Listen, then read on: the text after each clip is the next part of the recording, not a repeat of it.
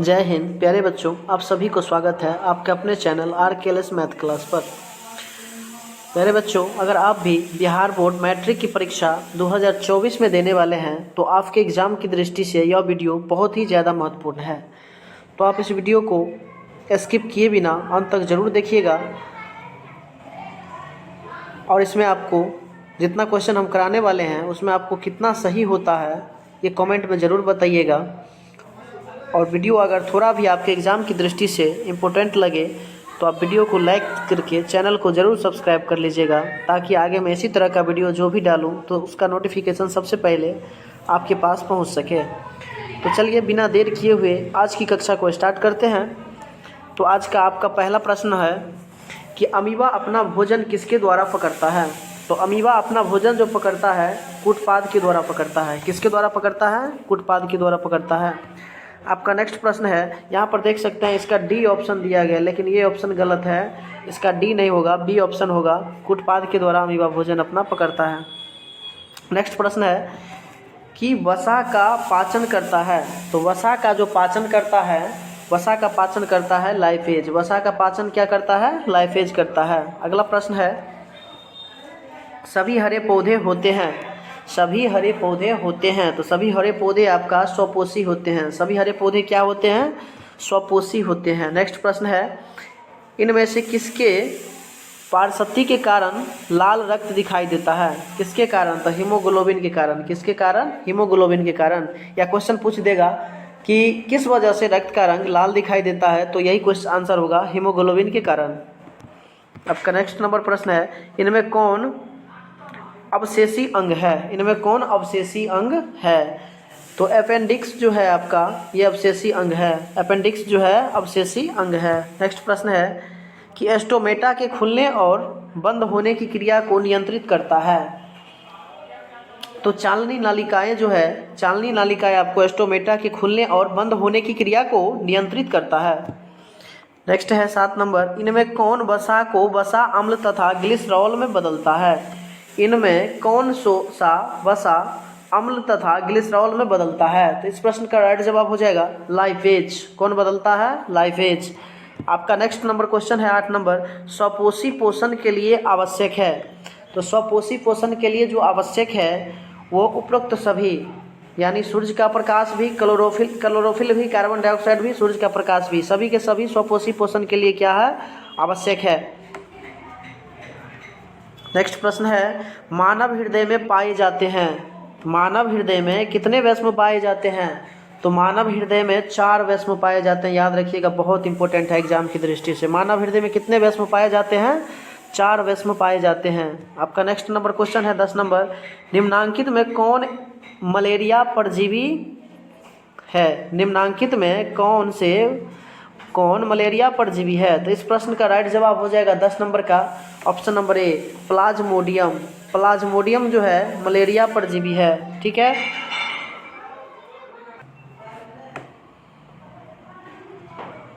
तो निम्नांकित में कौन मलेरिया परजीवी है? तो मलेरिया परजीवी जो है वो आपका प्लाज्मोडियम है, जो कि मलेरिया परजीवी है। नेक्स्ट प्रश्न है 11 नंबर, कवक में पोषण की कौन सी विधि पाई जाती है? कवक में पोषण की कौन सी विधि पाई जाती है?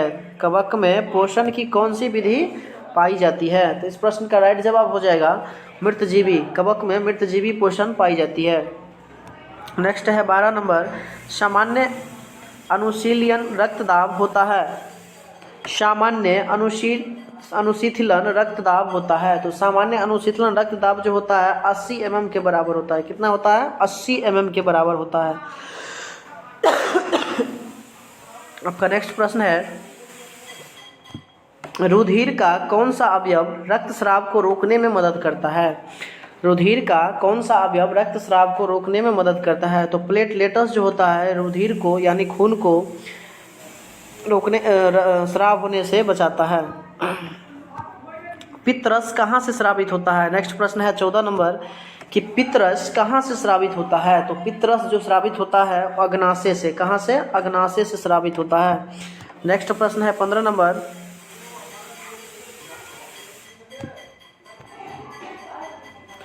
15 नंबर है कि ग्लूकोज का विखंडन पाइरूवेट में होता है, यह प्रक्रम संपन्न होता है अथवा पाइरूवेट के विखंडन से यह कार्बन डाइऑक्साइड, जल तथा ऊर्जा देता है और यह क्रिया क्या कहलाता है? तो यह क्रिया जो है आपका, यह क्रिया माइटोकॉन्ड्रिया में होता है। यह क्रिया कहाँ होता है? माइटोकॉन्ड्रिया में होता है। नेक्स्ट प्रश्न है 16 नंबर, कार्बोहाइड्रेट, प्रोटीन तथा वसा के पूर्ण पाचन का स्थल निम्नांकित में कौन सा है? तो इस प्रश्न का राइट जवाब हो जाएगा अमाशय। कहाँ है? अमाशय।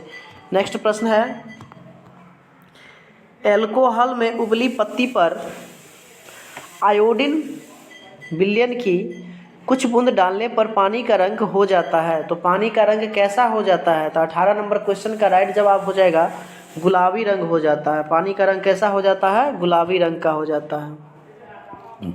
नेक्स्ट प्रश्न है, पादप में जाइलम उत्तरदायी है किसके लिए? तो पादप में जो जाइलम उत्तरदायी है वो जल का वहन करने के लिए, जल का वहन करने के लिए पादप में जाइलम उत्तरदायी है। नेक्स्ट प्रश्न है 20 नंबर कि स्लाइड को सर्वप्रथम कंपाउंड माइक्रोस्कोप में देखा जाता है। स्लाइड को सर्वप्रथम कंपाउंड माइक्रोस्कोप में देखा जाता है, तो 10x पर, कितना पर? 10x पर। नेक्स्ट प्रश्न है, पत्तियों में गैसों का आदान प्रदान कहाँ से होता है? तो पत्तियों में गैसों का आदान प्रदान जो होता है रंध्र द्वारा होता है। किसके द्वारा होता है? रंध्र द्वारा होता है। आपका नेक्स्ट नंबर प्रश्न है 22 नंबर, निम्नलिखित कोशिका का ऊर्जा मुद्रा के रूप में जाना जाता है। निम्नलिखित कोशिका का ऊर्जा मुद्रा के रूप में माना जाता है। निम्नलिखित होगा, यहाँ पर मिस्टेक है। निम्नलिखित कोशिका का ऊर्जा मुद्रा के रूप में माना जाता है, तो किस कोशिका का? तो 22 का राइट जवाब हो जाएगा एटीपी का। किसका? एटीपी का। नेक्स्ट प्रश्न है, हृदय में रक्त यानी रुधिर को संपूर्ण शरीर में पंप किया जाता है किसके द्वारा? किसके द्वारा संपूर्ण शरीर में रुधिर को पंप किया जाता है? तो नीलय द्वारा। किसके द्वारा? नीलय के द्वारा। आज का नेक्स्ट प्रश्न है, निम्नांकित में कौन से यंत्र का उपयोग रक्त दाब मापने में किया जाता है? रक्त दाब को मापने में कौन से यंत्र का प्रयोग किया जाता है? तो स्फैग्नोमैनोमीटर का। किसका? स्फैग्नोमैनोमीटर का उपयोग रक्त दाब को मापने के लिए किया जाता है। अगला है,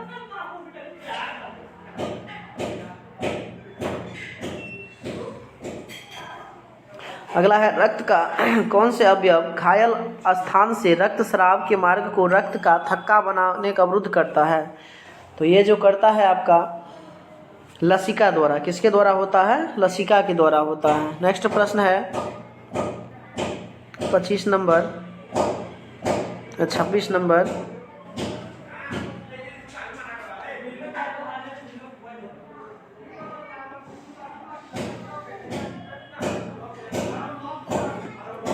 चलिए 26 नंबर है, मंड परीक्षण के लिए हरी पत्ती पर आयोडीन डालने से पहले पत्ती को अल्कोहल में उबाला जाता है। ऐसा क्यों किया जाता है?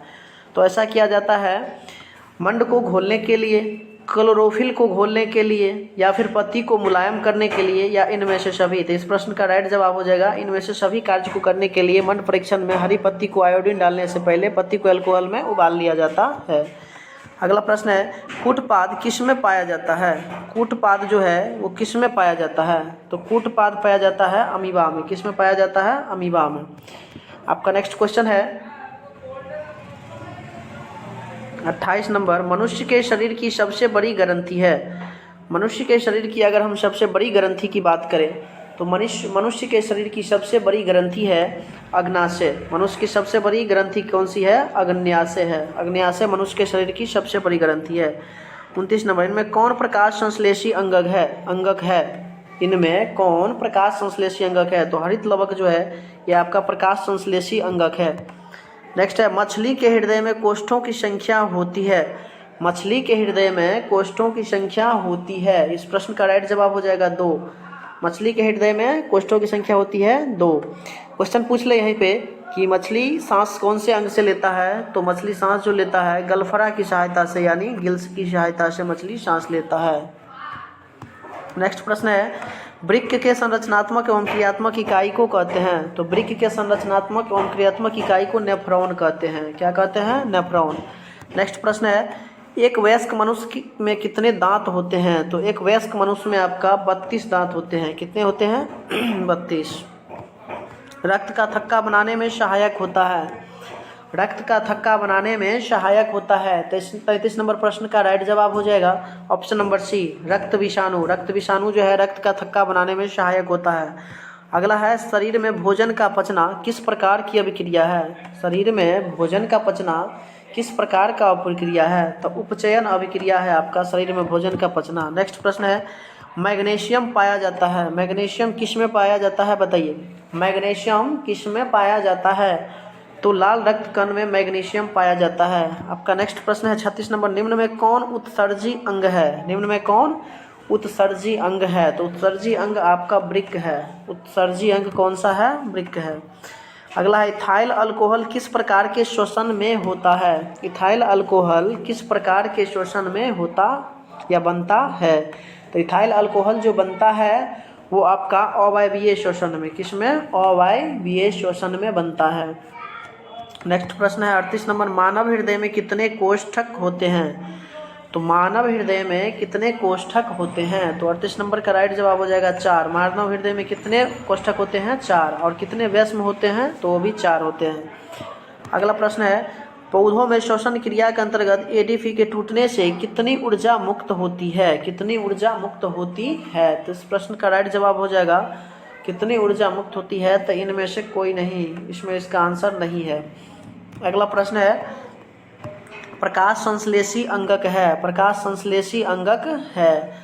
तो प्रकाश संश्लेषी अंगक जो है हरित लवक है। प्रकाश संश्लेषी अंगक कौन सा है? हरित लवक है। नेक्स्ट प्रश्न है आपका, मनुष्य में सांस लेने और छोड़ने की क्रिया को क्या कहते हैं? तो मनुष्य में सांस लेने और छोड़ने की क्रिया को कहते हैं श्वसन। क्या कहते हैं? श्वसन कहते हैं। अगला प्रश्न है, कवक में पोषण की कौन सी विधि है? कवक में पोषण की कौन सी विधि है? तो कवक में पोषण की विधि की अगर बात करें तो मृतजीवी पोषण होता है कवक में। कवक में कौन सा पोषण होता है? मृतजीवी पोषण। मानव में डायलिसिस थैली है। मानव में डायलिसिस थैली है। तो मानव में अगर हम डायलिसिस थैली की बात करें तो मानव में जो नेफ्रॉन होता है वही डायलिसिस थैली कहलाता है।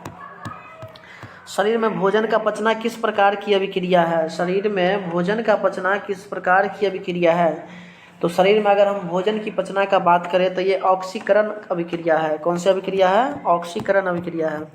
मानव हृदय का औसत प्रकुंचन दाब लगभग कितना होता है? तो मानव हृदय में औसत प्रकुंचन दाब कितना होता है? तो ये होता है 120 mmHg। 120 mmHg होता है। इनमें किसके द्वारा अमीबा में भोजन का अंतर्ग्रहण होता है? इनमें किसके द्वारा अमीबा में भोजन का अंतर्ग्रहण होता है? तो इस प्रश्न का राइट जवाब हो जाएगा केंद्रक द्वारा। किसके द्वारा होता है? तो केंद्रक द्वारा अमीबा में भोजन का अंतर्ग्रहण होता है। अगला है, दही के जमने में कौन सी क्रिया होती है? तो दही के जमने में इनमें से कौन सी क्रिया होती है? तो किण्वन होती है। कौन सी क्रिया होती है? किण्वन होती है। नेक्स्ट प्रश्न है, प्रकाश संश्लेषण होता है। प्रकाश संश्लेषण होता है, किसमें होता है प्रकाश संश्लेषण? तो प्रकाश संश्लेषण की क्रिया दिन में ही संभव है, रात में प्रकाश संश्लेषण की क्रिया संभव नहीं है। नेक्स्ट है, खुला परिसंचरण तंत्र किसमें पाया जाता है? तो खुला परिसंचरण तंत्र जो पाया जाता है कॉकरोच में पाया जाता है। किसमें पाया जाता है? कॉकरोच में। नेक्स्ट प्रश्न है, क्लोरोफिल वर्ण का रंग होता है। तो क्लोरोफिल वर्णका का रंग होता है हरा। कैसा होता है? हरा। चलिए प्यारे बच्चों, आज की वीडियो में इतना ही। मिलते हैं एक नेक्स्ट वीडियो के साथ। तब तक के लिए जय हिंद, जय भारत।